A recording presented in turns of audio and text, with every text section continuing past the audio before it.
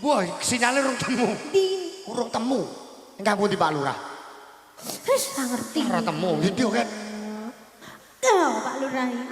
Di Kae. kae iki menyakok sepene kae kok. Lah timbangane ngene.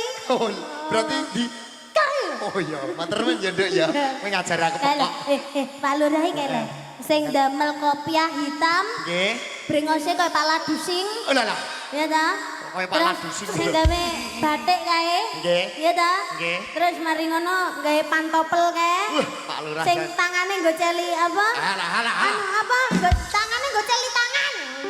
Mas aku iki. Gegeti wong tak kira ki. Bah, sakmenika Bapak Lurah. Nggih. Bu Is niki Bu Is. Ha sampeyan ngerti Pak Lurah karo Bu Is duwe restoran jenenge Warung Bu Is. Pak, enak rasane. Rasane